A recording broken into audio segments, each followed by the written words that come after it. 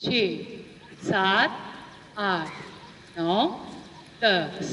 श्वास बाहर छोड़ते हुए नीचे। अब दोनों पैरों में पीछे थोड़ी सी दूरी बनाइएगा। दोनों हाथ फिर से साइड में रख लीजिएगा। अभी तक हमने अर्ध भुजंगासन, भुजंगासन किया और अब हम करेंगे तिर्यक भुजंगासन। श्वास अंदर भरते पूरा ऊपर उठेंगे ऐसे और दाएं कंधे के ऊपर से मुड़ करके पीछे देखेंगे तो बाएं एड़ी को देखेंगे। फिर वापस आ जाएंगे। श्वास बाहर छोड़ते हुए नीचे, फिर श्वास अंदर भरते हुए ऊपर और बाएं कंधे से पीछे मुड़ करके दाएं एड़ी को देखेंगे। ये तिर्यक भुजंगासन है। फिर वापस। अब दोनों हाथों को अपनी जंघाओं के नीचे रख लीजिए। कोड़ी को अपना जमीन पे स्पर्श करा लीजिए। कंधे भी कोशिश कीजिए जमीन को स्पर्श ही करें। सांस अंदर भरते हुए दायां पैर ऊपर उठाएंगे। ये शलभासन है। पूरा पैर ऊपर, जंघाएं भी ऊपर, घुटना सीधा, पंजा तना हुआ। श्वास बाहर छोड़ते हुए नीचे, फिर श्वास अंदर भरते हुए बायां पैर ऊपर। अब किसी को साइटिका का दर्द हो, कमर दर्द हो, यही अभ्यास लाभ करेंगे। बायां पैर पूरा ऊपर, श्वास बाहर छोड़ते हुए नीचे। थोड़ी ऊपर मत उठाइए, थोड़ी नीचे जमीन से लगाइए। श्वास अंदर भरते हुए दायां पैर ऊपर, पूरा ऊपर उठा रहे हो ना आप, घुटना मत मोड़ना, घुटना सीधा रखिएगा। श्वास बाहर छोड़ते हुए दायां पैर नीचे, फिर श्वास अंदर भरते हुए बायां पैर ऊपर और श्वास बाहर छोड़ते हुए बायां पैर नीचे। तो जिनको कमर दर्द है उन्हें ऐसे एक एक पैर से ही अभ्यास करना है, और कमर दर्द ना हो तो दोनों पैरों से भी एक साथ अभ्यास कर सकते हैं। श्वास अंदर भरते हुए दोनों पैर ऊपर, घुटना सीधा, पंजा तना हुआ। श्वास बाहर छोड़ते हुए नीचे। तो ये शलभासन का पहला अभ्यास। आइए दूसरा भी कराते हैं। बायां हाथ कमर पे रख लीजिए, दायां हाथ आगे खोल लीजिए। श्वास अंदर भरते हुए दायां हाथ छाती और बायां पैर ऊपर, ऐसे शक्तिमान की तरह, बजरंगबली की तरह, घुटना सीधा। फिर श्वास बाहर छोड़ते हुए नीचे। फिर अब बायां पैर आगे, बायां हाथ आगे, दायां हाथ कमर के ऊपर। श्वास अंदर भरते हुए बायां हाथ छाती और दायां पैर ऊपर। ये शलभासन के ये सारे अभ्यास आपकी कमर बिल्कुल बढ़िया कर देंगे, एकदम चकाचक। जो भी दर्द होता है पूरा ठीक हो जाएगा, जिस भी कारण से हो। श्वास बाहर छोड़ते हुए नीचे। अब दोनों हाथ पीछे, एक हाथ से दूसरे हाथ को पकड़ लेना है और श्वास अंदर भरते हुए पूरी छाती को ऊपर उठा लेना है, ऐसे। ये शलभासन का तीसरा अभ्यास। बनी बात? ऐसे धीरे धीरे होगा अभ्यास। श्वास बाहर छोड़ते हुए नीचे। एक बार फिर से करते हैं। श्वास अंदर भरते हुए ऊपर। चलिए 10 सेकंड रुकेंगे।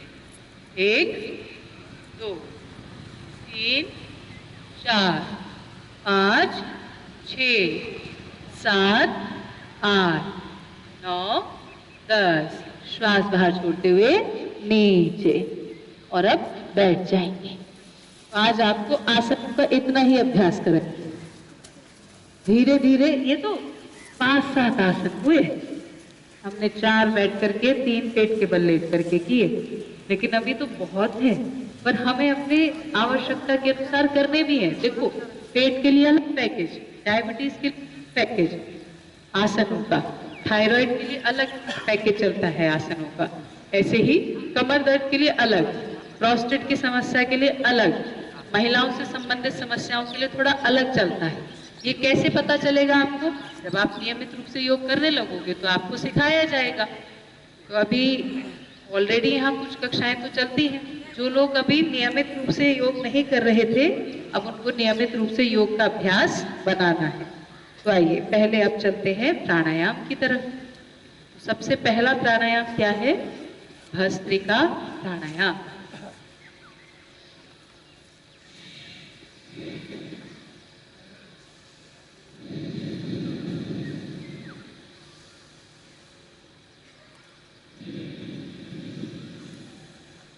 ढाई सेकेंड में श्वास अंदर, 2.5 सेकेंड में श्वास बाहर। 5 सेकेंड का एक अभ्यास और 1 मिनट में 10 से 12 अभ्यास। ये है भस्त्रिका प्राणायाम। आंखों को बंद करके निरंतरता से अपनी श्वासों के ऊपर ही अपने ध्यान को टिका लेंगे।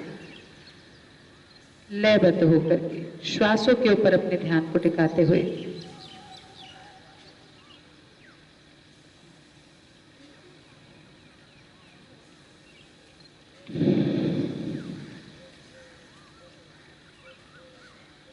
प्रत्येक श्वास के साथ मन में ओम का जप करते जाएं। आंखों को बंद रखें, गहरी श्वासों को लें और छोड़ें। ये भस्त्रिका प्राणायाम का निरंतरता से जो अभ्यास हम लोग करते हैं तो ये हमारे फेफड़ों को मजबूत बनाता है। जहां हम सामान्य रूप से अपने फेफड़ों का ये सत्य बात है, हम सामान्य रूप से अपने फेफड़ों का 50-60% प्रयोग ही कर रहे हैं, लेकिन जब हम भस्त्रिका प्राणायाम करते हैं तो ये प्रयोग बढ़ा करके हम 80, 90, 100% तक ले आते हैं। पूरा प्रयोग कर पाते हैं अपने फेफड़ों का।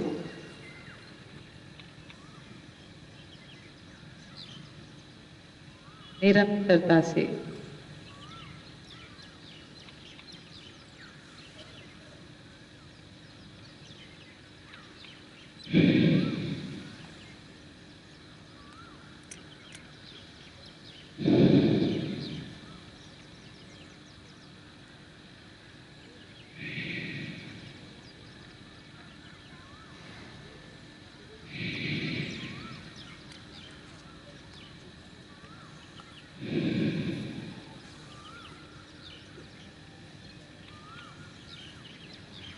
लयबद्ध होकर के निरंतरता से भस्त्रिका प्राणायाम कम से कम 5 मिनट तक करना है।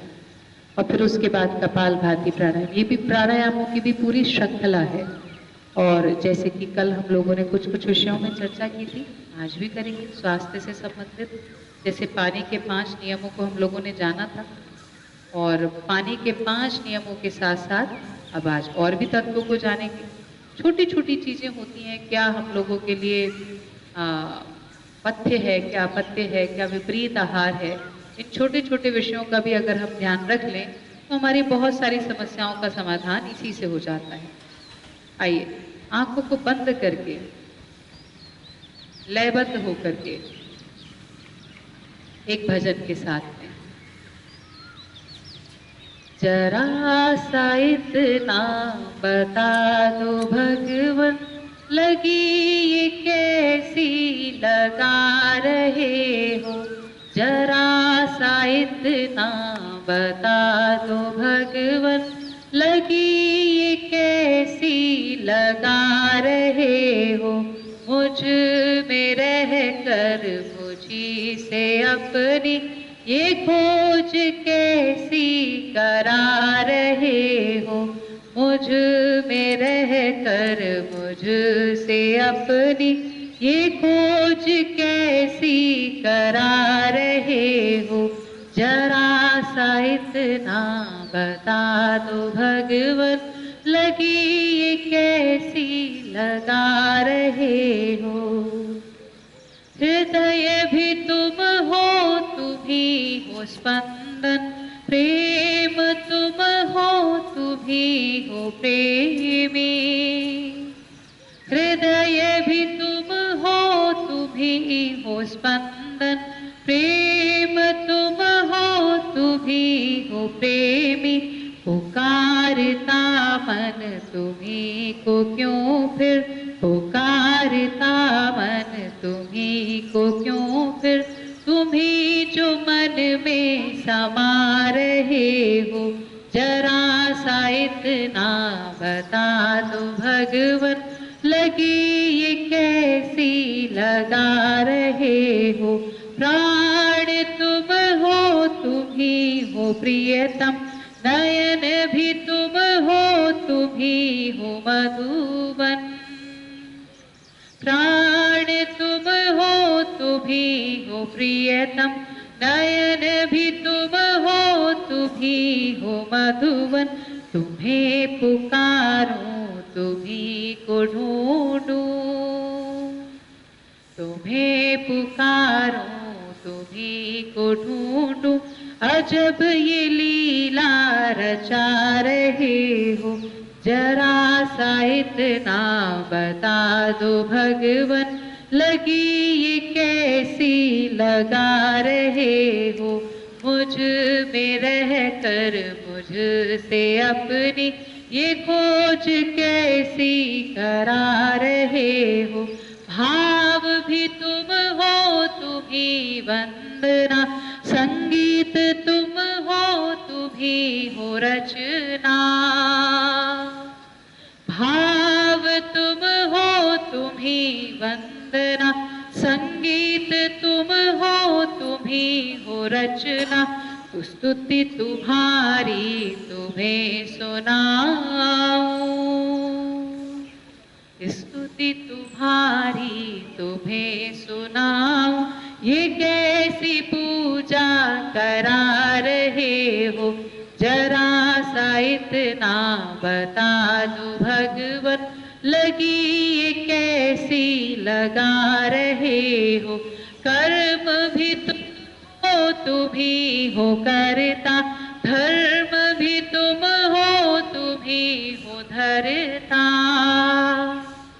कर्म भी तुम हो तुम्ही हो करता, धर्म भी तुम हो तुम्ही हो धरता।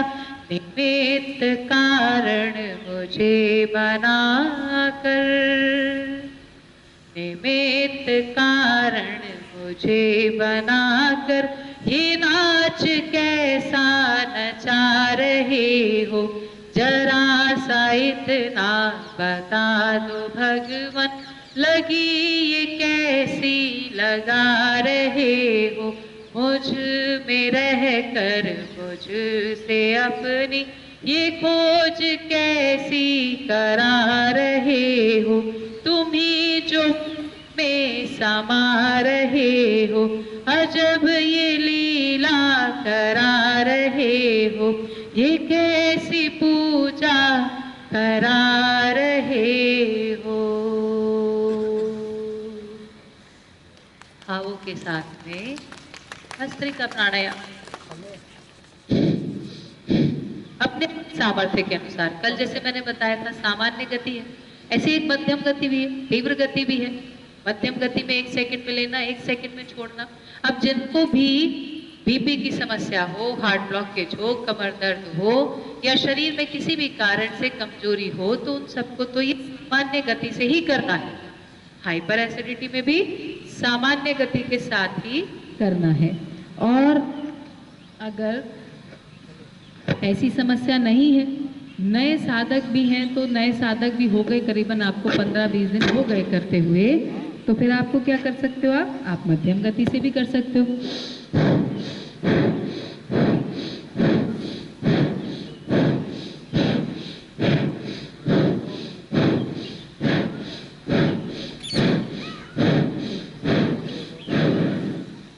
और अगर पुराने साधक भी हो गए, शरीर में कोई रोग भी नहीं है, युवा जैसी अवस्था आ गई है, तो तीव्र गति से भी कर सकते हैं इसे।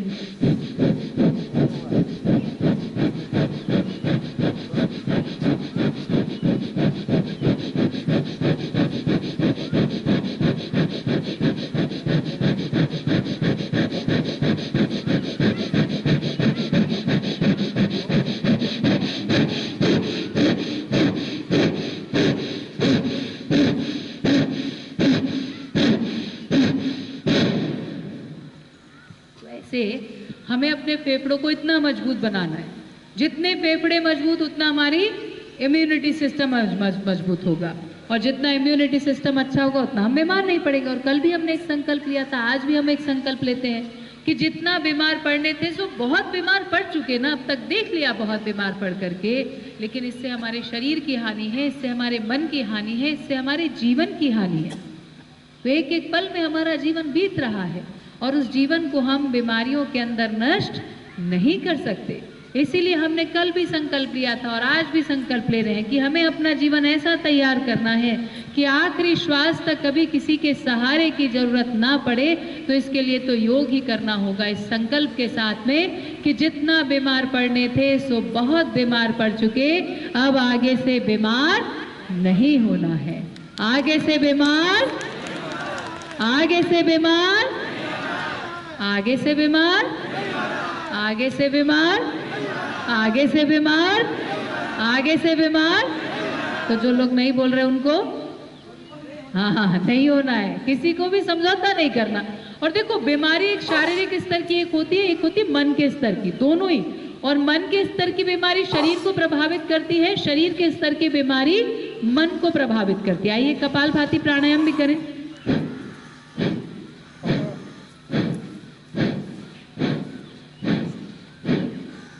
तो जितने भी योग शिक्षक हैं उनसे निवेदन है एक बार घूम करके देख लीजिएगा, जिनका कपालभाति प्राणायाम ठीक ना हो रहा हो वो प्राणायाम भी ठीक करा दीजिएगा।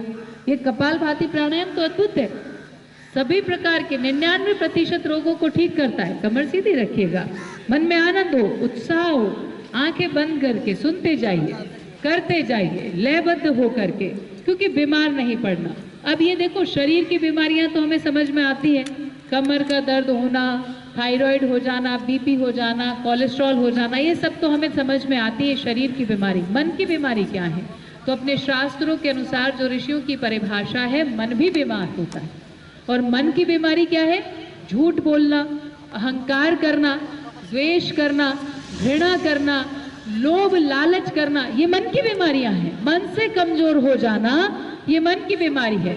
सत्य और असत्य की परिभाषा तो हम सब जानते हैं, किसी को नहीं बताने की आवश्यकता कि सही क्या है और गलत क्या है, हम अपने आत्मा में सब जानते हैं, परंतु सही कर नहीं पाते और गलत से खुद को रोक नहीं पाते। ये होता है मन से बीमार होना।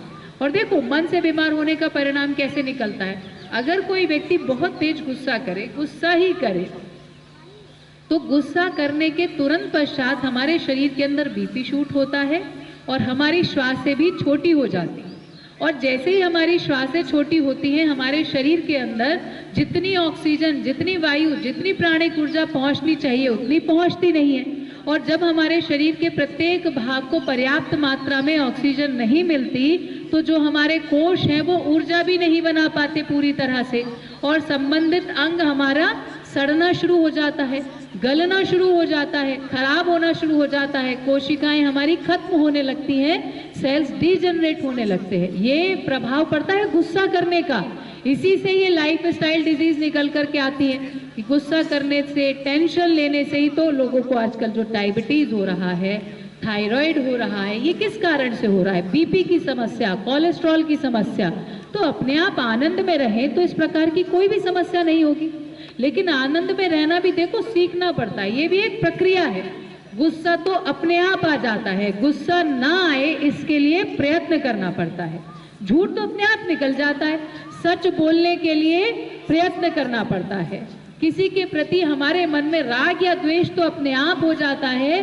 प्रीति पूर्वक व्यवहार करने के लिए, द्वेष रहित व्यवहार करने के लिए तो हमें प्रयत्न करना पड़ता है। स्वार्थ तो अपने आप जग जाता है, लेकिन परमार्थ हम कर सके इसके लिए प्रयत्न करना पड़ता है। मन के अंदर लालच तो अपने आप आ जाता है, व्यक्तित्व में उदारता बनी रहे ये तो हमें प्रयत्न पूर्वक लाना पड़ता है। अहंकार आ जाता है, विनम्रता लाने के लिए प्रयत्न करना पड़ता है। और ऐसे ही बीमारियां ये अपने आप आ जाती है, ये ना है इसके लिए प्रयत्न करना पड़ता है। और योग हमें वो प्रयत्न करने के लिए सामर्थ्यशाली बनाता है। आइए कपालभाति प्राणायाम करते रहे। तो ये संकल्प नहीं छोड़ना हमें, क्योंकि हमें बीमार, कमजोर, मजबूर और संस्कारहीन भारत का निर्माण नहीं करना, अपितु हमें स्वस्थ, समृद्ध, शक्तिशाली और संस्कारवान भारत का निर्माण करना है। और कोई और ये काम करे ना करे, हमें ये काम अवश्यमेव करना है।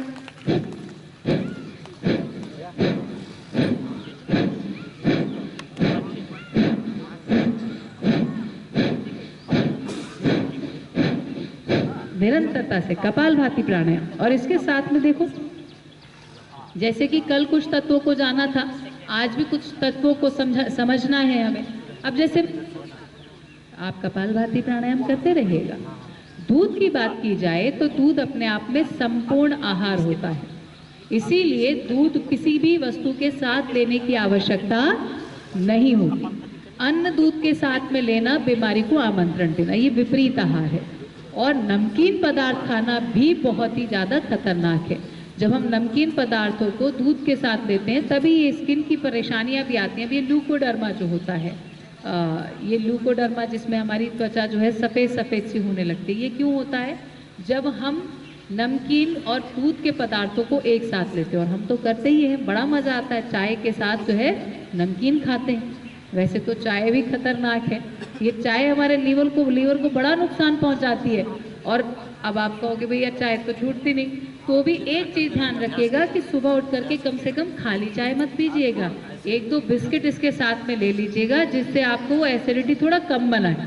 ये एसिडिटी भी बनाती है और साथ में हमारे लीवर को भी बड़ा नुकसान करती है। तो मैं बात दूध की कर रही थी। अब दूध भी साथ में, दूध के साथ में फलों की भी बात की जाए तो दूध के साथ में सिर्फ 2 फल चलते हैं, एक है आपका केला और दूसरा है आपका आम। आम भी पका हुआ जो होता है, कच्चा आम नहीं खा सकते। और ये दूसरा अपना केला। और अगर हम सेब खाएं दूध के साथ तो एसिडिटी बनेगी। तो दूध के साथ कोई भी फल नहीं चलता, ये भी ध्यान रखना है हमें। अच्छा, जिनको कफ वगैरह अधिक बनता है तो वे लोग थोड़ा दूध में हल्दी डाल करके लें, चुटकी भर। अब एक किसी को बोला हल्दी डाल लो, उसने 1 चम्मच हल्दी डालनी शुरू कर दी। कोरोना के समय में तो लोगों ने इतनी हल्दी खाई है कि आपातकालीन जैसी स्थिति आ गई, और खा खा करके गर्मी बढ़ गई शरीर के अंदर। तो इसमें भी हमें क्या ध्यान रखना है कि हमें हल्दी भी बहुत चुटकी भर डालनी होती है। और दूध के साथ में क्या लिया जा सकता है? देखो, जब सर्दियों का समय होता है तो च्यवनप्राश भी लिया जा सकता है दूध के साथ में। दूध के अंदर 1 चम्मच अगर आप बादाम रोगन तेल डाल करके लेते हैं और बच्चों को देते हैं तो और भी ज़्यादा हमारा मस्तिष्क भी बलवान होता है, हमारा जो है रोग प्रतिरोधक क्षमता भी बढ़ती है। और ऐसे दूध के अंदर चीनी भी मत डालिए। तो ये अपने आप में ध्यान रखना है कि कोई भी नमकीन पदार्थ, अन्न, वो हमें दूध के साथ नहीं लेना। एक तो हम लोग के अभ्यास बड़े गड़बड़ है, खाना खाते हैं उसके तुरंत बाद दूध लेते हैं, ये भी गड़बड़ है, ये भी ठीक नहीं है। खाने के कम से कम 1 घंटे बाद दूध लेना चाहिए।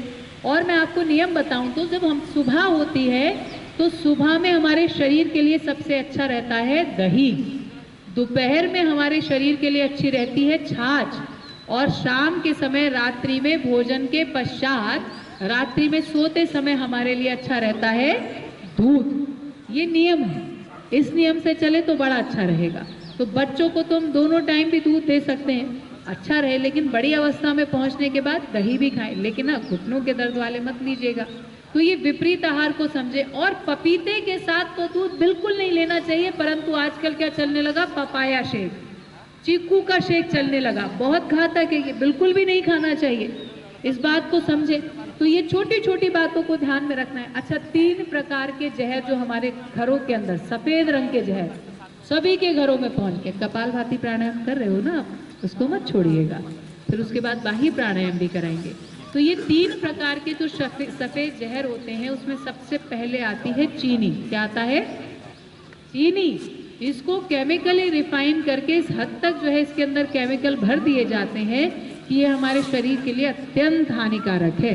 अब आप कहो कि हम दिन में 1 बार चाय पीते हैं, 1 चम्मच चीनी खाते हैं बस, तो वो भी ठीक नहीं है।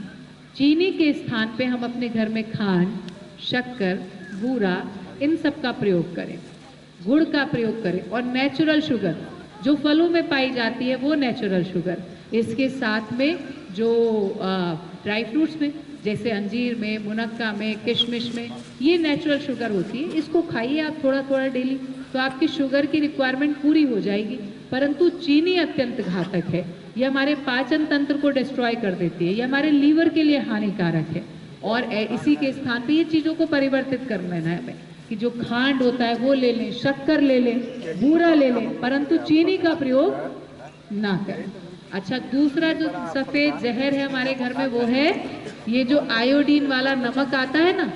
अपने सामान को बेचने के लिए लोगों ने हमें इतना पागल बनाया है, आयोडीन वाला नमक, इसमें सिर्फ आयोडीन है, लेकिन ये हमारे बीपी के लिए, हमारे हृदय के लिए बहुत ही ज़्यादा हानिकारक है। ये आंतरिक रूप से हमारी जो रक्त ले जाने वाली जो धमनियाँ होती हैं, जिन्हें हम आर्टरीज और वेन्स कहते हैं, ये उनको भी बहुत ही नुकसान पहुंचाता है। समाधान क्या है? समाधान है पहाड़ी नमक, सेंधा नमक। सेंधा नमक ही श्रेष्ठ है।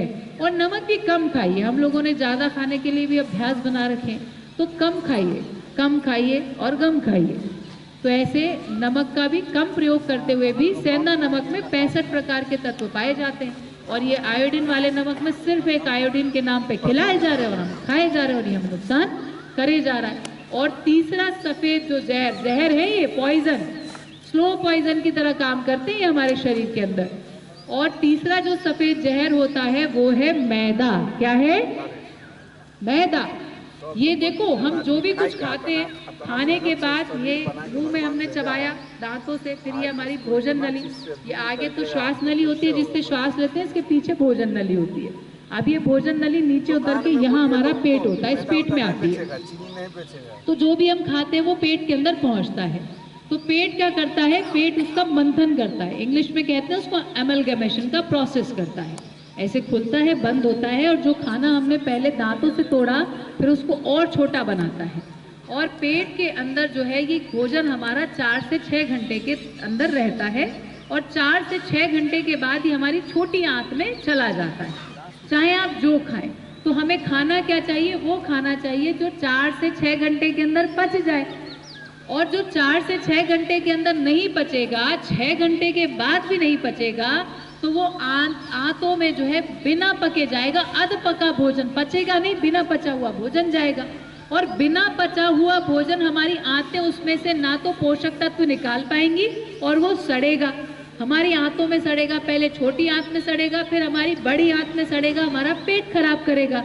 तो उस भोजन से ना पोषण मिला, ना हम लोगों को वो भोजन जब पचा नहीं तो वो हमारे शरीर के अंदर गैस भी बनाएगा, एसिडिटी भी बनाएगा, हमारे पाचन तंत्र को बिगाड़ेगा भी। इसीलिए हमें वो खाना चाहिए जो 4 से 6 घंटे के अंदर पच जाए। और मैदा कितना समय लेती है? मैदा को लगते हैं 18 से 20 घंटे। मैदा पचती ही नहीं है। महीने में एक आध बार खा लिया बहुत है, परंतु हम तो समोसा दबा करके खा रहे हैं, मैदा की चीजें खा रहे हैं, मैगी खा रहे हैं, नूडल्स खा रहे हैं, इतनी मैदा खाते हैं और हमारा पेट उसे पचा नहीं पाता, इतना पेट के ऊपर अत्याचार करते हैं। तो इसके स्थान पे हम वो खाएं जो 4 से 6 घंटे के अंदर पच जाए। अब इसीलिए गरिष्ठ भोजन भी ज्यादा नहीं करना चाहिए। गरिष्ठ भोजन जैसे चावल में वो राजमा हुआ, छोले हुए, उड़द हुआ, इसको भी 6-6 घंटे चाहिए पचने के लिए। तो हमें अपने पेट को आराम देना चाहिए, और पेट को आराम देने के लिए इसीलिए हल्की सब्जियां जैसे लौकी हुई, तोरई हुई, सब्जियों का पाचन थोड़ा जल्दी हो जाता है। दालों में भी मूंग और मसूर मिला करके खाएं, उसका इनका पाचन थोड़ा जल्दी होता है। अरहर की दाल जो है वो थोड़ा गैस अधिक बनाती है और साथ में वो वात को बढ़ाती है, इसलिए घुटनों के दर्द वाले लोग अरहर की दाल का सेवन ना करें। और जो पचेगा नहीं वो गैस बनाएगा, वो वात बिगाड़ेगा, अपान वायु को बिगाड़ेगा। इसीलिए जिनको भी घुटनों में दर्द है, जोड़ों में दर्द है, वो ऐसा भोजन ले जो बहुत आराम से पच जाए। इसीलिए अब अच्छा, जिनको कब्ज की समस्या रहती है उनको क्या करना चाहिए? आइए पहले बाह्य प्राणायाम समझ लें, फिर करते हैं आगे की बात। तो आप लोगों ने तो कपालभाति रोक दिया, पूरे तल्लीन हो गए सुनने में।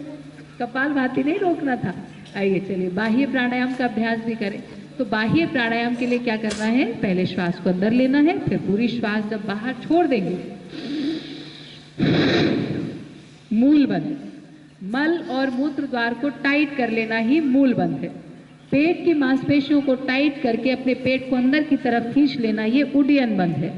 और अपनी गर्दन को आगे झुका करके थोड़ी को कंठकूप में लगा देना, ये जालंधर बंद है। मूल बंद, उड्डयन बंद और जालंधर बंद जब लगा लेंगे तो उसके बाद 10 सेकेंड, 15 सेकेंड, 20 सेकेंड, आधा मिनट, 1 मिनट तक हो जाए तो अद्भुत है। ऐसे बाह्य प्राणायाम में श्वास को बाहर रोक करके रुकना है, और जितनी देर रुक सके उतनी देर रुकना है।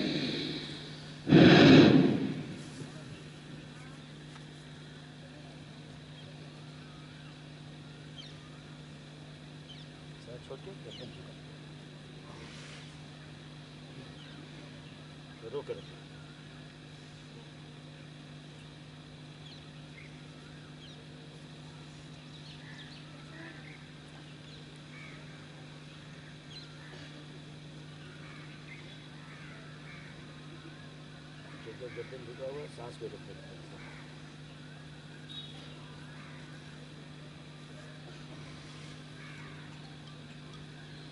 कम से कम 3 बार बाह्य प्राणायाम का अभ्यास करना है। और जब फिर श्वास अंदर लेने का मन करे तो श्वास अंदर लेंगे तो सबसे पहले ये जालंधर बंद हटेगा, फिर पेट वाला उड्डयन बंद हटेगा, फिर नाभि, ये आपका मल और मूत्र द्वार वाला मूल बंद हट जाएगा। और ये बंद लगा करके जो बाह्य प्राणायाम हम करते हैं, एक बार फिर से करेंगे सभी लोग। मूल बंद लगाएं, मल और मूत्र द्वार को टाइट कर लीजिए जैसे कभी शौच आ रही हो। या लघु शंका आ रही हो और जाने को ना मिले तो हम मूल बंद स्वाभाविक रूप से लगा लेते हैं, फिर उड्डयन बंद, फिर जालंधर बंद।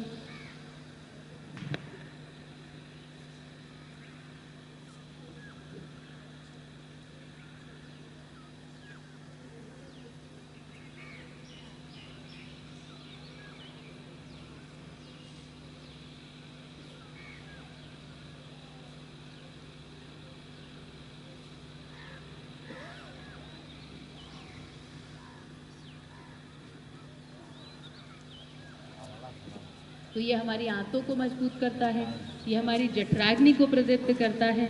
जिनको पाइल्स, फिशर्स, फिस्टुला की समस्या है ये उसको भी ठीक कर देता है पूरी तरह से। महिलाओं में यूटीआई की समस्या थोड़ी अधिक मात्रा में पाई जाती है, ये उसको भी ठीक करता है। और विशेष रूप से कई बार क्या होता है, यूटीआई बार बार होने की वजह से ये थोड़ा महिलाओं में अधिक होता है, पुरुषों में कंपैरेटिवली कम होता है, परंतु पुरुषों में भी पाया जाता है। ये जो मूत्र द्वार है इसके ऊपर का नियंत्रण हमारे पास से चला जाता है। फिर हंसे भी, कुछ लोग तो हंसते ही भी उनको जो है टॉयलेट पास हो जाती है, और कुछ लोग जो है आ जाए तो रोक नहीं पाते। तो इसका समाधान भी ये मूलबंद है। ये मूलबंद जो है बाह्य प्राणायाम के साथ तो करना ही है, इसको आप दिन में जब चाहें लगा करके रख सकते हैं। ये आपके ब्रह्मचर्य के बल को भी बढ़ाता है और साथ में ये जो आपकी मूत्र द्वार की जो मांसपेशियां कमजोर हो गई हैं उनको मजबूत करके आपकी इस समस्या को भी ठीक करता है, पूरी तरह से ठीक कर देता है। तो ऐसे बाह्य प्राणायाम कम से कम 3 बार। उसके बाद एक अग्निसार क्रिया है, इसमें श्वास को बाहर छोड़ करके पेट की मांसपेशियों को तानना है और ढीला छोड़ना है।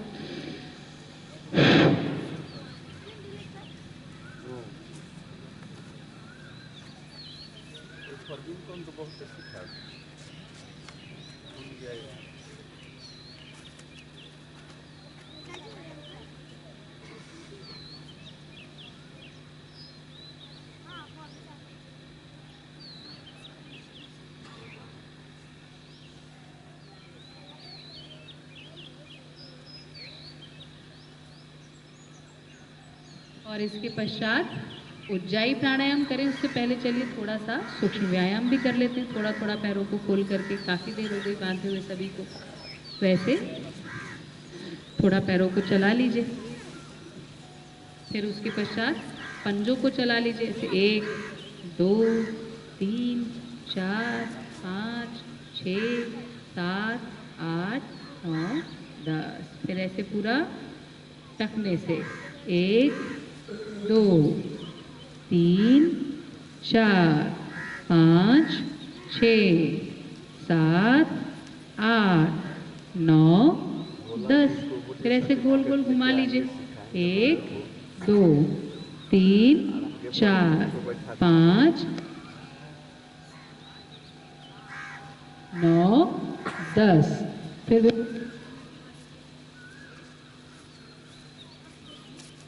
4 5 10। वैसे 10 बार जिनको भी थायराइड की ये अर्थराइटिस की, रूमेटॉइड अर्थराइटिस की समस्या, उनको 50-100 बार तक करना है।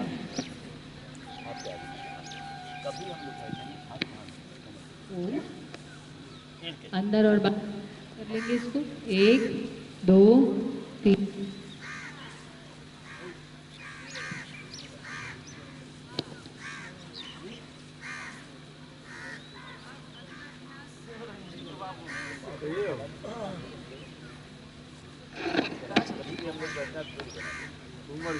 ये जो घुटनों की मांसपेशियां है ना, इसको टाइट करना, ढीला छोड़ना, ये अपना अगला अभ्यास है। ऐसे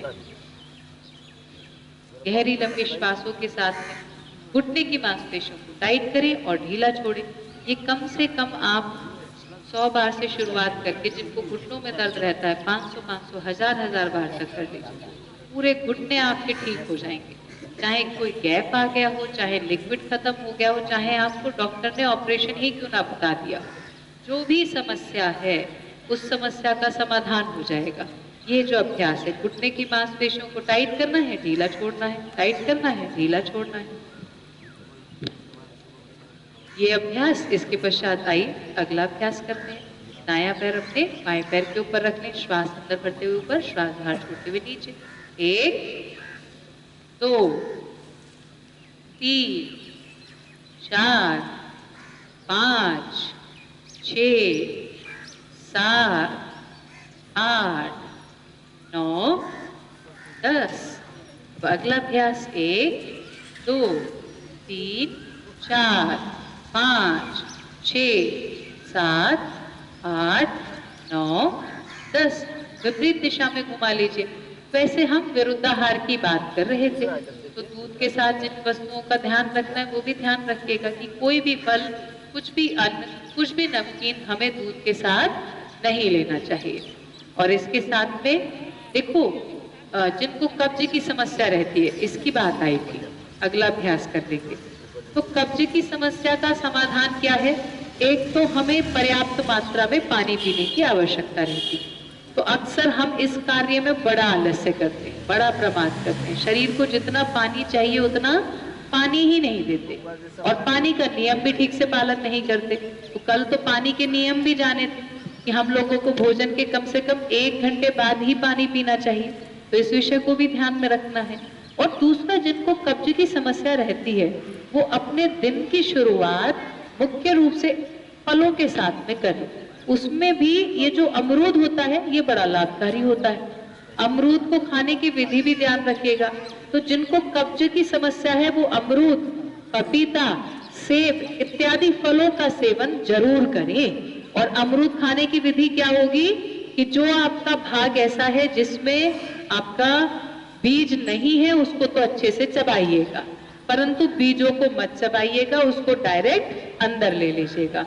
हमारे पेट के अंदर ऐसे एंजाइम्स हैं जो उसके बीजों को पिघला देते हैं, परंतु अगर हमने उसे चबाया तो वो भोजन के साथ, वो भोजन नली में जाते समय नुकसान पहुंचा सकते हैं, आधे टूटे हुए जब जाते हैं तो। इसी वजह से उन बीजों को चबाने की प्रक्रिया से बच करके ऐसे ही उनका सेवन कर लेना है। या पपीते का सेवन करें, और या फिर सेब का सेवन करें। और जो भी फल आप खाएं थोड़ी देर उसको गर्म पानी में भिगो करके, उसमें भी सेंधा नमक के पानी में भिगो करके प्रयोग करने का प्रयत्न करें। दोनों पैरों को आगे खोल लीजिए और इसके बाद अगला अभ्यास, दोनों हाथों को इंटरलॉक करके ऐसे श्वास अंदर भरते हुए पीछे, श्वास बाहर छोड़ते हुए आगे।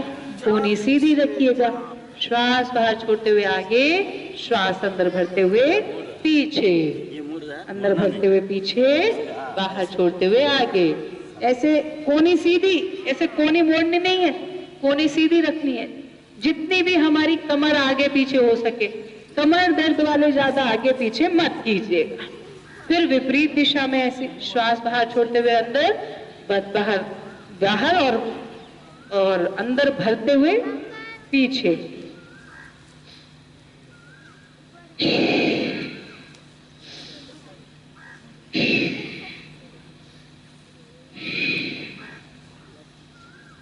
और साथ में एक ये जो एलोवेरा होता है ना, घी कुमारी, इसके बहुत सारे लाभ हैं। इसके लाभों को भी हमें समझना होगा। दोनों पैरों में दूरी ले लीजिए और स्थित कोणासन का अभ्यास आइए करते हैं। कल हमने 50 बार किया था, आज भी चलिए 50 बार करते हैं। 1 2 3 4 5 6 7 8 9 10 11 12 13 14 15 16 17 18 19 20 21 22 23 24 25 26 27 28 29 30 31 32 33 34 35 36 37 38 39 40 41 42 43 44 45 46 47 48 49 50 51 52 53 54 55 56 57 58 59 60 61 62 63 64 65 66 67 68 69 70 71 72 73 74 75 76 77, 78, 79, 80, 81, 82, 83, 84, 85, 86, 87, 88, 89, 90, 91, 92, 93, 94, 95, 96, 97, 98, 99, 100। आपने तो 50 की बजाय 100 कर ली। इसी को कहते हैं संगठन की शक्ति। ये क्यों कराया मैंने आपको? देखो, जब घर में होते हैं ना, कुछ लोग कहते हैं हमने सीख लिया अब हम घर में करेंगे। तो घर में क्या होता है कि घर में ऐसे ही होता है, सुनो तौलिया नहीं मिल रही, मम्मी दूध दे दो, हो गया योग। घर में आप सोचो 50 बार करना है तो 5 बार नहीं कर पाता इंसान, और जब कक्षा में आते हैं तो 50 बार सोचो तो आप 200 बार भी कर जाओगे, 300 बार भी कर जाओगे। और एक दूसरे का उत्साह भी जब हमें मिलता है तो हम अभ्यास और अच्छे से कर पाते हैं। तो इसीलिए ये हम लोगों को कक्षा में आकर के सामूहिक रूप से ये अभ्यास करना चाहिए। 1 घंटा पूरी तरह से जो हम अपने आप को दे सके, मिनिमम 1 घंटा, और उस 1 घंटे में कुछ और टेंशन नहीं लेनी। बाकी की भी जितनी टेंशन है उनसे भी लड़ने का सामर्थ्य हमें योग के उस 1 घंटे में मिलेगा। 1 से 2 घंटा, 2 घंटा दे तो बहुत ही अच्छी बात है, परंतु कम से कम 1 घंटा तो अवश्य देना। अब घरों में रह करके कुछ दिन तो कर पाते हैं, फिर छूट जाता है और ये सत्य बात है। हमें क्या करना है, ये नियम बना लेना है। अगर हमें स्वस्थ रहना है तो हमें नियमित रूप से चलने वाली योग कक्षाओं में जरूर जाना है। तो एक तो अपनी कहाँ चलती है, वो मैथन क्लब के अंदर भी चलती है, वहां पर जा सकते हैं। और कहाँ चलती है मैथन में कक्षा, योग शिविर नियमित रूप से जो चलते हैं, कहीं नहीं चलता। एक हमने जो है इनको भी बोला है, ये शेष नारायण जी भी और अच्छे से सीखेंगे, ये भी करेंगे। और कहाँ गुरुकुल में चलती है, गुरुकुल में तो नियमित रूप से गुरुकुल में ही सिखाया ही जाता है। वैसे नियमित रूप से अपने कुछ स्थान बना लीजिए। अब दोनों हाथ आगे खोल करके हाथों वाले सूक्ष्म व्यायाम कर लेते हैं। तो मैं बात कर रही थी एलोवेरा की।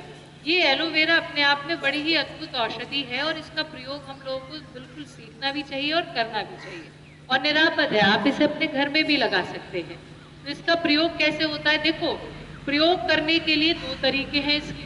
एक तो आप लोग इसको जब आप पूरा पत्ता काट लेते हैं तो पत्ते को काटने के बाद जो कांटों वाला भाग है उसको पतला पतला चाकू से काट लेना है, और फिर उसके पश्चात इसको किसी एक बर्तन के अंदर खड़ा करके रख देना है, जिससे इसके अंदर का जो पीला भाग है, ये पीला भाग थोड़ा विजातीय भाग होता है, ये निकल जाए। तो ये निकल जाता है आपका 4 से 5 घंटे के अंदर। तो 4 से 5 घंटे आप इसको खड़ा रखें। फिर उसके पश्चात जो इसके ऊपर की मोटी परत है उसे हटा करके जो अंदर वाला सॉफ्ट वाला भाग है उसको ऐसे ही भी खाया जा सकता है। तो अगर किसी को घुटनों में दर्द हो या कफ अधिक बनता हो, जुकाम अधिक रहता हो, तो वो तो ऐसे ही मत खाइएगा। बाकी सब लोग ऐसे ही, मतलब आप उसे जीभ पे रखो तो नीचे चला जाता है एकदम फिसल करके। और बाकी लोग क्या करें, उसको पीस लें, और पीस करके 40 ml एलोवेरा का जूस और 40 ml उसके अंदर गर्म पानी डाल करके फिर उसको सुबह शाम उसका सेवन करें। अगर आप अपने घर में नहीं लगाना चाहते तो अपना पतंजलि का भी बड़ा अच्छा आता है, घर में लगा लो तो आपके लिए निःशुल्क रहेगा। पानी भी बेचारा ज्यादा नहीं खाता, और सबको अपने घरों में लगाना ही चाहिए। ये एलोवेरा ये बड़े बड़े रूपों में काम करता है। इसको लेने से अच्छा लाभ क्या क्या होगा, ये घुटनों के जोड़ों के दर्द में भी लाभ करता है। बस यही ध्यान रखना है हमें कि इसको हमें गर्म पानी के साथ सेवन करना है, घुटनों के दर्द में, जोड़ों के दर्द में। साथ में ये हमारे शरीर के अंदर एसिडिटी की समस्या को भी पूरी तरह से ठीक करता है। इसके साथ में ये हमारे पाचन तंत्र को अच्छा करता है, तो कब्ज की समस्या भी ठीक करता है। और जिनको गैस बनती है, ये गैस बनने में भी लाभ करता है। एक एलोवेरा और इतने सारे लाभ, और गर्म पानी के साथ डाल करके ले तो ये कफ की समस्या में भी लाभ करता है। ये ग्लो भी लेकर के आता है, ये हमारी मांसपेशियों को, हमारी मसल्स को फ्लेक्सिबल भी बनाता है। एक एलोवेरा के बहुत सारे लाभ हैं। और जिनको ये समस्या हो जाती है, जैसे चेहरे पर पिंपल्स इत्यादि युवावस्था में थोड़े ज्यादा होते हैं, गर्दन और कमर सीधी रखिएगा, तो वो लोग चेहरे पे लगा लें, इसको रात भर लगा करके रखिए, फिर सुबह हटा लें, आधा घंटा लगा करके रखिए, फिर हटा लें। तो उसको करने से और हमारे चेहरे के अंदर भी ग्लो आ जाता है और साथ में जो निशान है, दाग है, धब्बे हैं वो भी हट जाते हैं और पिंपल्स की समस्या 100% ठीक हो जाती है। अच्छे से दाएं हाथ से बाएं, फिर बाएं हाथ से दायां हाथ खींचना है इसे अच्छे से। फिर उसके बाद दोनों हाथ कंधे के ऊपर रख करके कदमों का संचालन कर लेना है। तो ये एलोवेरा का लाभ है और ये कई तरह से लाभ करता है, इसीलिए एलोवेरा तो सभी ले। और इसके साथ में गिलोय, गिलोय भी अद्भुत लाभ करती है। हालांकि कुछ लोग षड्यंत्र पूर्वक ये भी साबित करना चाहते हैं कि गिलोय लीवर को खराब करती है। मैंने कहा बड़ी मजेदार बात है, शराब से लीवर भी खराब होगा, गिलोय खा के जरूर खराब होगा। गिलोय से कोई लीवर इत्यादि कुछ खराब नहीं होता और सीमित मात्रा में कोई भी चीज लेनी चाहिए। तो गिलोय जो है वो अगर आपने अपने घर में रखी हुई हो, घर में ही आपके बेल हो, तो ऐसे 6 इंच लंबी, इतनी उंगली के बराबर मोटी एक डंडी, उसको कूट करके रात्रि में पानी में भिगो करके रख लीजिए और फिर उसके पश्चात सुबह को उस पानी को उबाल करके पी लीजिए। ये एक व्यक्ति के लिए पर्याप्त है। पानी कितना लेना है? 200 ml और कितना उबालना है कि वो 50 ml तक रह जाए। तो ये आपका गिलोय का काढ़ा बन जाता है। गिलोय का काढ़ा नहीं बना पा रहे तो अपनी को पतंजलि की गिलोय वटी भी आती है, गिलोय का क्वाथ भी आता है, गिलोय का रस भी आता है, अब एडवांस गिलोय वटी भी आ गई। तो कम से कम गिलोय वटी हम लोग अगर प्रयोग करेंगे तो हमारे घरों में वैसे भी इम्यून सिस्टम हमारे बच्चों का भी अच्छा रहेगा। और ये गिलोय भी डायबिटीज के लिए भी अच्छी है, पाचन तंत्र के लिए भी अच्छी है, जोड़ दर्दों में भी अच्छा लाभ करती है ये गिलोय और हमारी रोग प्रतिरोधक क्षमता को भी बढ़ाती है। ऐसे अब अगला अभ्यास, श्वास बाहर छोड़ते हुए नीचे, श्वास अंदर बढ़ते हुए ऊपर,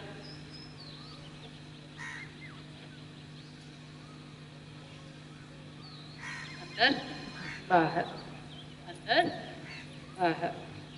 फिर दाईं तरफ, बाईं तरफ, दाईं तरफ, बाईं तरफ।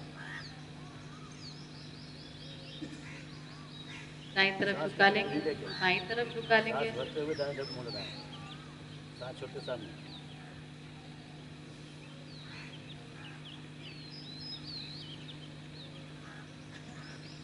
पूरी गोल गोल घुमा लेंगे, माथा गोल घुमा रहे हैं।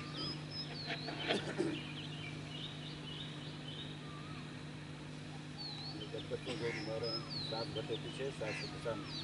तो हमारे पास थोड़ा सा ऐसे समय है, प्राणायाम तो हमें करते ही जाना है। उज्जाई प्राणायाम पहले कर लेते हैं। सभी लोग उज्जाई प्राणायाम भी करें, गले की मसल्स को टाइट करके फिर श्वास अंदर लेनी है।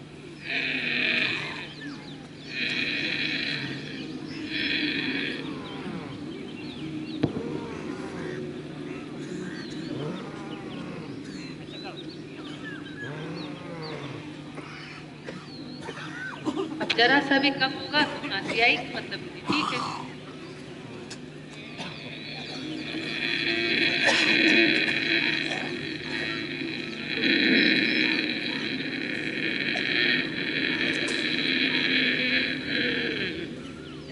श्वास को पूरा अंदर भरने के पश्चात जालंधर बंद, ऐसे जालंधर बंद लगा करके रोक के रखें अंदर, जितनी देर रोक सके। और 1-1 मिनट तक रोक ले तो अद्भुत है। 1-1 मिनट तक रोकने का प्रयत्न करें। फिर उसके बाद जब श्वास न रोकी जाए तो फिर दाएं हाथ के अंगूठे से दायां स्वर बंद करके बाएं से श्वास को बाहर छोड़ देंगे। यह है उज्जाई प्राणायाम की विधि। और लाभ की बात करें तो थायराइड में, टॉन्सिल्स में, ये फेफड़ों की सभी प्रकार की समस्याओं में यह अत्यंत लाभ करता है। प्राणायाम तो सूक्ष्मता से शरीर की प्रत्येक समस्या के लिए लाभकारी है। ये तो कुछ मेजर लाभ बता देते हैं आपको। और ये फेफड़ों से पुराना जमा हुआ कफ उखाड़ करके बाहर ले आता है। ये इतना अद्भुत है, शरीर के अंदर ऊर्जा उत्पन्न करता है। उज्जाई प्राणायाम डेली करें तो ठंड भी कम लगेगी और गर्मी भी कम लगेगी। आइए करते हैं एक बार।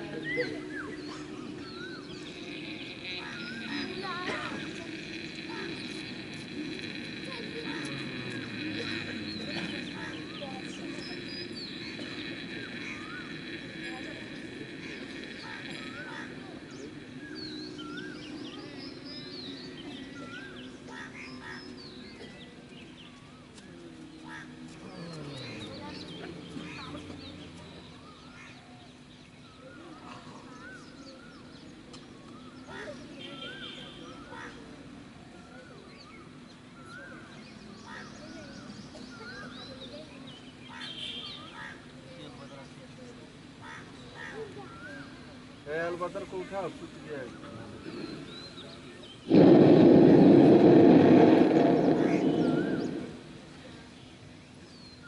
तो ये आपका उज्जाई प्राणायाम का अभ्यास हुआ।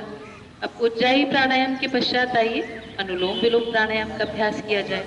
जिसको रात को नींद ना आती हो, सिर में दर्द रहता हो, एंग्जाइटी की समस्या हो और सिर दर्द में माइग्रेन इत्यादि की समस्या हो, तो ये अनुलोम विलोम प्राणायाम अद्भुत लाभ करता है। हृदय की सभी प्रकार की समस्याओं में, जिनको भी बीपी है, आधा घंटा अनुलोम विलोम प्राणायाम डेली करना शुरू कर दीजिए, बीपी पूरी तरह से ठीक हो जाएगा। अगर हार्ट ब्लॉकेज है तो भी अनुलोम विलोम प्राणायाम आधा घंटा कीजिए, हार्ट ब्लॉकेज पूरी तरह से क्लियर हो जाएगी। आइए अनुलोम विलोम प्राणायाम का अभ्यास करते हैं।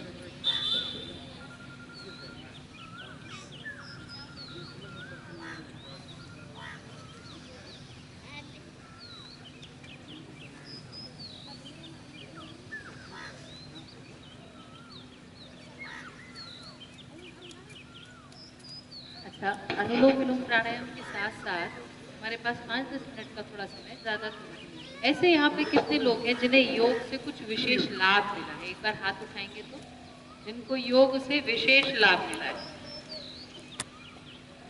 तो विशेष लाभ वाले लोग जो है उनमें से ले लीजिए माइक, जो मुख्य 2-4 लोगों का, ज़्यादा तो नहीं कर पाएंगे लेकिन फिर भी 2-4 लोगों का अनुभव हम लोग सब लोग सुने, बाकियों को भी प्रेरणा मिलेगी और हमको भी प्रेरणा मिलती है। अनुलोम विलोम प्राणायाम करते ना बाकी सभी लोग।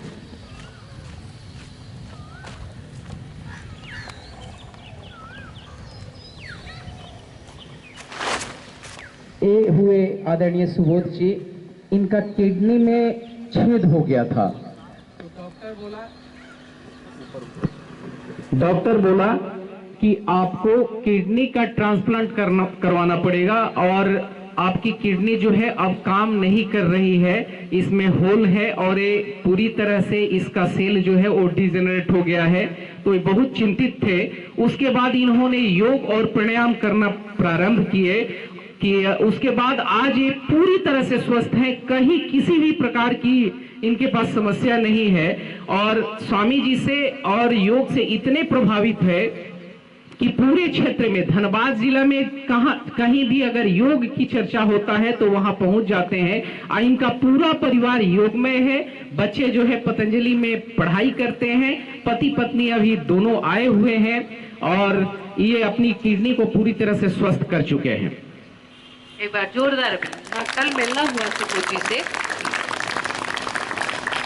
अब बच्चे आपके 2 बच्चे तो पतंजलि में ही पढ़े हैं, ग्रेजुएशन वहीं से किए, बेटी ने भी किया, अब तो उसका विवाह भी हो चुका है और बेटा इस समय इनका वहाँ पर पढ़ रहा है। तो ये अपने आप में बड़े अद्भुत उदाहरण है आदरणीय सुबोध जी। पूरा किडनी की समस्या ठीक की और शायद थोड़ा कुछ ट्यूमर भी था, वो भी ठीक किया आदरणीय अपना सुबोध जी ने। तो ऐसे एक बार फिर से जोरदार अभिनंदन आदरणीय सुबोध जी का। और इसके अलावा और कुछ अनुभव? ये हुए रंजीत जी, नेसा पंजाबी मिलन में मेरा नियमित रूप से योग कक्षा चलता है। तो ये जब शुरू में आए थे तो बहुत ज्यादा वेट था इनका, ओवर वेट थे और ये जमीन पे बैठ नहीं पाते थे। तो इनको शुरू में हम लोग चेयर पे बैठा के स्टार्ट करवाए। इसके बाद जो लाभ हुआ रंजीत जी खुद ही बताएंगे। ओम, मैं नीरसा पतंजलि परिवार से जुड़ा हुआ हूँ।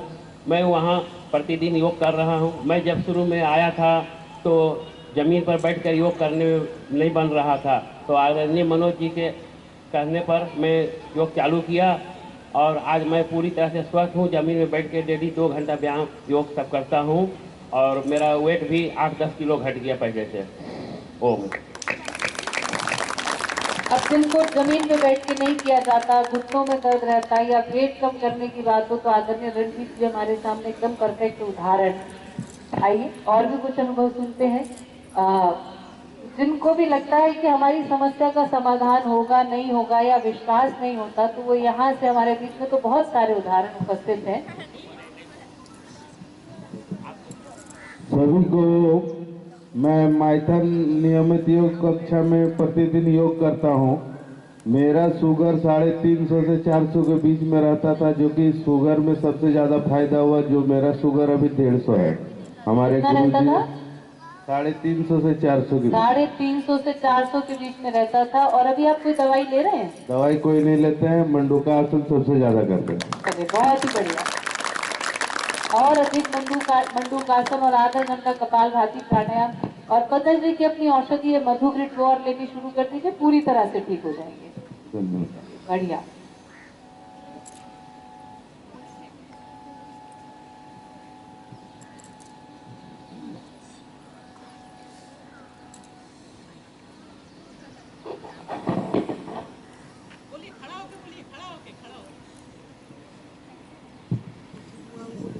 हेलो, मेरा टेस्ट में ट्यूमर हो गया था, तो डॉक्टर बोला हम दिखाएं, तो डॉक्टर बोला जी इसको तो ट्यूमर है तो कैंसर हो जाएगा, ऑपरेशन कराना है। तो हम बोले हम ऑपरेशन नहीं करवाएंगे, हम योग करेंगे, योगा कर लेंगे 3 महीना, उसके बाद हम ऑपरेशन करवाएंगे। तो लड़का लोग ले गए भिलोर 3 महीना के बाद, तो मेरा कुछ भी नहीं निकला। अरे वाह। और हम दिन भर में 3 बार करते थे। दिन भर में 3 बार करते थे सारे प्राणायाम? हाँ, शाम सुबह दोपहर 3 बार करते थे। जब समस्या थोड़ी बड़ी हो तो थोड़ा अधिक समय तो करना पड़ता है। और आधा घंटा करते थे। 3 महीने में माता जी ने अपना ट्यूमर पूरी तरह से ठीक कर दिया। पूरी तरह से बोला कुछ भी नहीं है माता जी, आप तो बहुत स्वस्थ हैं, आपका शुगर भी नहीं है, कुछ भी नहीं है। चलिए एक बार जोरदार अभिनंदन माता जी के लिए। बाकी सब लोगों के हाथ नीचे नहीं आने चाहिए, अनुलोम विलोम प्राणायाम लगातार करते जाइए। तो छूट गया। हाँ जी, एक इधर भ्राता जी भी हाथ उठा रहे थे मैथन क्लब वाले। योग मैं प्रतिदिन माइथन क्लब निमित्त योग कक्षा में योग कक्षा का संचालन करता हूं और खुद भी 365 दिन डेली ही पर आता हूं। तो हमारा सबसे पहला हुआ था कि प्रेशर बहुत ज़्यादा हाई हो गया था, जो अब दवा छोड़ चुके हैं। 3 साल से दवा छोड़े हुए हैं। पतंजलि का पहले मुक्तावटी हम लेते थे, तो हम बोले छोड़ना हमको, इसलिए एलोपैथी छोड़ के मुक्तावटी में आए, मुक्तावटी खाए, कुछ दिन ठीक रहा। डॉक्टर का सलाह नहीं लिए, अपना मन से हम छोड़ के आज 3 साल से एक भी दवा मुक्तावटी नहीं ले रहे हैं। क्या बात है। अच्छा, कितना प्रेशर रहता था आपकी? मेरा 100 से 100 ऊपर, नीचे वाला 110, ऊपर वाला हाई 160-70 इस तरह हो गया था। इतना बड़ी मात्रा में बीपी रहता था। और पूरा योग से आपने ठीक कर जी। दिया। 3 साल से एक भी दवा नहीं। आदरणीय भ्राता जी, आपका क्या नाम है? राजकुमार पासवान। राजकुमार जी। अच्छा, इनकी कक्षा भी जमती है? इनकी कक्षा में भी जितने लोग आते हैं उनको भी पूरा लाभ मिलता होगा जी। वो तो भी कक्षा में जरूर जाएं हम लोग। और हमारा वेट कम से 90 के आसपास हो चुका था। अच्छा। और अभी वेट लगभग 75-76 इस तरह रह रहा है। चलिए बहुत ही बधाई हो। अभी 4 साल से तो आपकी नियमित रूप से योग कक्षा चली रही है? उससे कुछ और पहले से ही है, 18 से ही हम लगे हुए हैं। एक लड़की है सर सुमन, वो लड़की आती है, वो दौड़ने नहीं सक रही थी, एक चक्कर में हाफ जाती थी, मतलब इतना उनका हार्ट ही हो गया था। अभी 10-10 चक्कर डेली दौड़ लेती है। हम लोग का ग्राउंड है, माइथन क्लब का जो ग्राउंड है, उसमें 10 चक्कर दौड़ने के बाद भी नहीं थकती, एक्सरसाइज भी हम सब कर लेती है। एक बार जोरदार अभिनंदन। अरे युवाओं में जितनी समस्याएं देखने को मिल रही है ना, अब हम लोग नहीं करेंगे तो अपनी आने वाली पीढ़ियों को योग की तरफ कैसे लेकर के आएंगे? तो योग तो हमें करना है और कराना है। योग करना और कराना हमारा परम धर्म है, क्योंकि अब हमें बीमार भारत का निर्माण नहीं करना है। चलिए बहुत धन्यवाद। हाँ मंजीत भैया जी है, हाँ, इनको भी बहुत तकलीफ था सांस लेने में। सांस लेने में बैठते थे तो पूरा लंबा गहरा सांस लेते थे, छोड़ते थे।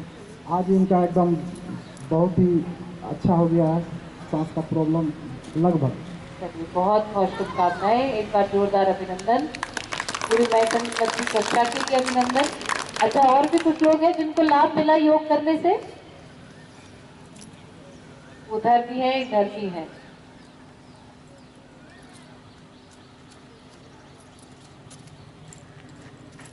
बाकी सब लोग अनुलोम विलोम प्राणायाम कीजिए, भूल जाते हैं।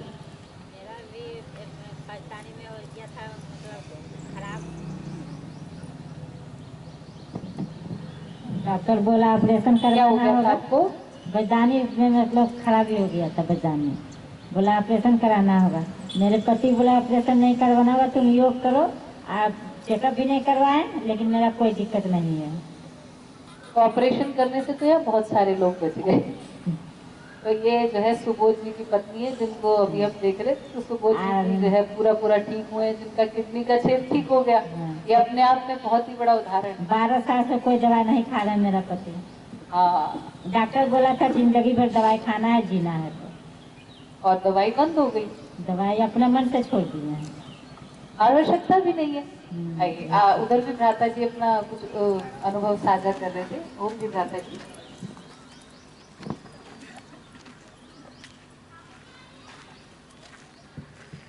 ओम। एलर्जी में हमारा बहुत फायदा हुआ ये प्राणायाम करने से। रामदेव बाबा को देखे थे तो भस्त्रिका किए थे, मेरा पसीना की एलर्जी था। जैसे ड्यूटी जाते हैं, जींस पहन के जाते थे, मतलब 6 घंटा 5 घंटा बाद घर आने के बाद उसको खोलने के बाद पूरा नोचता था एकदम, मतलब पूरा एकदम। अच्छा। हाँ, तो डॉक्टर से मिले थे तो ये आपका बोला पसीना का एलर्जी है, ये जाएगा नहीं।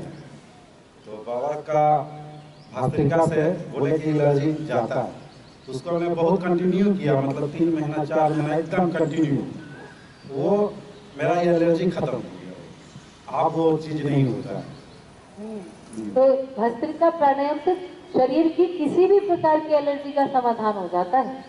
एक बार जोरदार अभिनंदन आदरणीय भ्राता जी के लिए भी। और अब ऐसे ही नियमित रूप से योग करना है और कराना है, और बीच बीच में आपका हाथ नीचे आ जाता है। अनुलोम विलोम प्राणायाम नहीं छोड़ना है। कम से कम 10 से 15 मिनट डेली अनुलोम विलोम प्राणायाम कीजिए। और फिर उसके साथ में जिनको समस्या थोड़ी गंभीर हो तो बढ़ी हुई मात्रा में करना पड़ेगा, आधा घंटा 1 घंटा। जिनको हार्ट ब्लॉकेज है, अब जैसे माता जी बता रही थी पीछे कि दिन में 3 बार प्राणायाम करती थी, वैसे बहुत सारे अनुभव हैं लोगों के, बहुत सारे उदाहरण हैं। कितने लोगों ने अपना कैंसर पूरा ठीक कर लिया। तो हम लोगों को भी अब अपने किसी भी प्रकार की समस्या का ऐसे ही समाधान लेकर के आना है। और जो संकल्प हमने लिया था कि बहुत बीमार पड़ चुके, अब आगे से बीमार नहीं पड़ेंगे। तो आइए फिर 3 बार भ्रामरी, 3 बार उद्गीत करते हुए समापन की तरफ चलते हैं।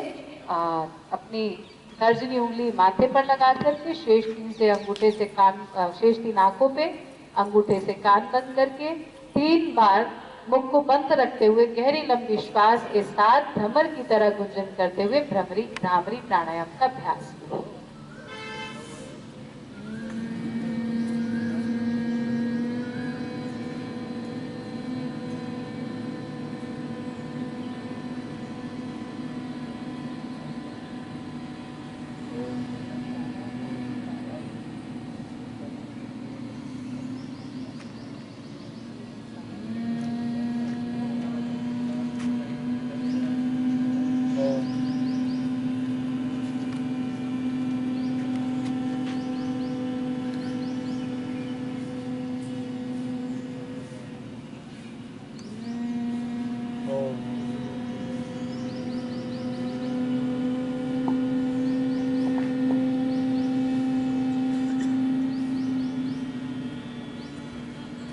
उद्गीत प्राणायाम।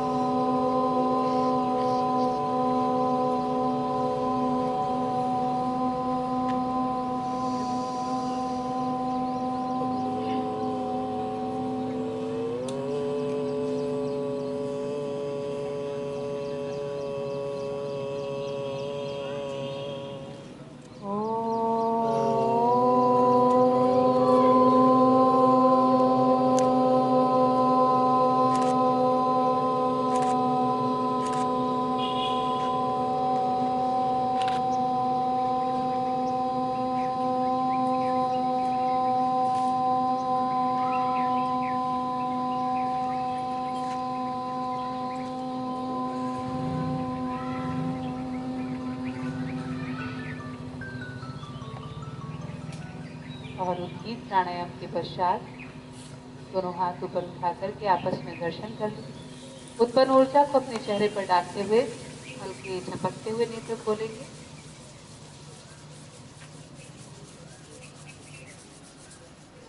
और आइए सिंहासन का अभ्यास करें। अपने निरसा से कितने लोग आए हैं आज? एक बार हाथ उठाएंगे। तो निरसा से भी काफी लोग हमारे बीच में उपस्थित हैं, इतनी दूर से आए, उनका भी स्वागत है, नमन है। कल निरसा हम भी गए थे, वहाँ पे जाना हुआ, वहाँ पर भी अपने बहुत सारे योगी भाई बहनों से मिलना हुआ। और आइए इस बार अभी 3 बार सिंह की तरह गर्जना करने के लिए जिह्वा को बाहर निकाल के नेत्रों को भ्रुकुटी में तान लीजिए।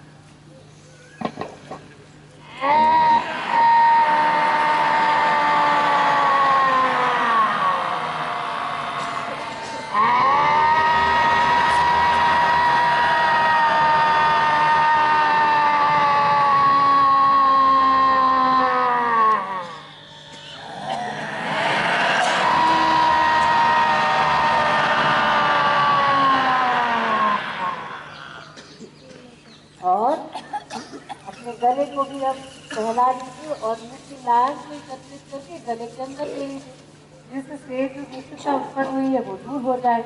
और आज का शेष दिन हमें ईश्वर के आनंद उत्साह प्रसन्नता में व्यतीत करना है। तो एक भी क्षण दुखी नहीं होना, एक भी क्षण हताश नहीं होना, एक भी क्षण निराश नहीं होना। तो दोनों हाथों को हवा में पूरी मस्ती के साथ झूमते हुए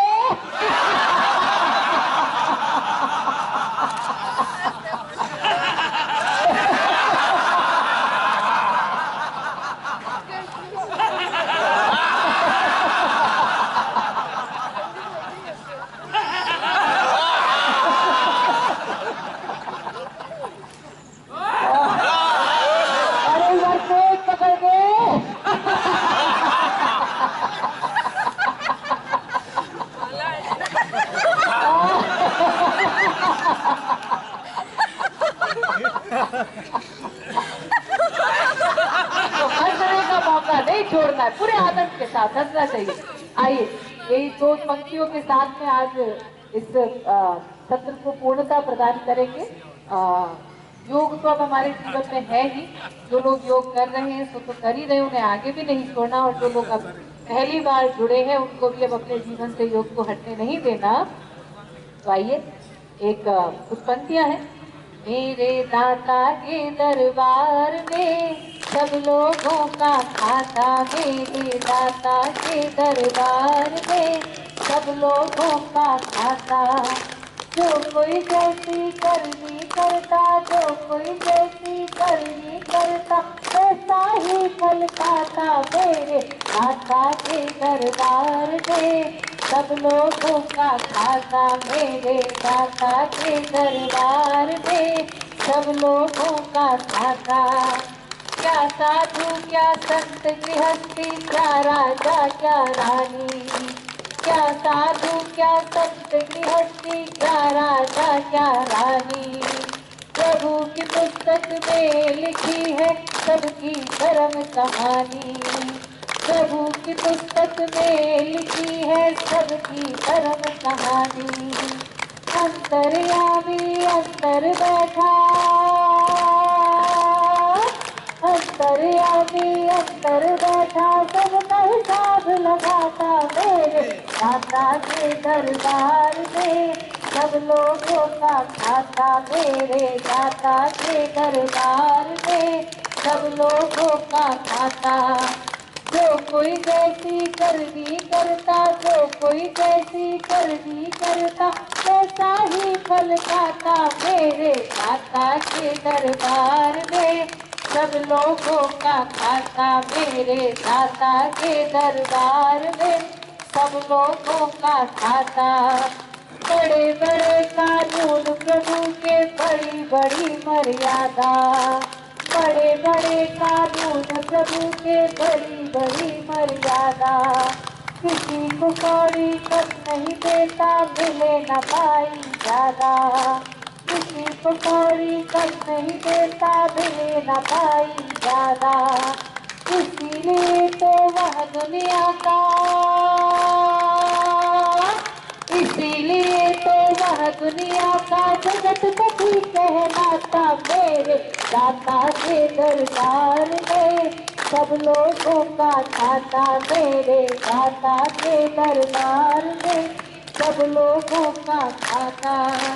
चले न उसके आगे रिश्वत, चले नहीं चालाकी, चले न उसके आगे रिश्वत, चले नहीं चालाकी।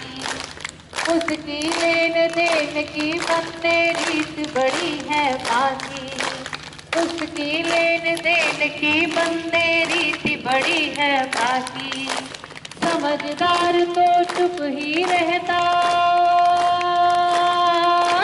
समझदार तो चुप है रहता, मूर्ख शोर मचाता मेरे दाता के दरबार में, सब लोगों का खाता मेरे दाता के दरबार में, सब लोगों का खाता।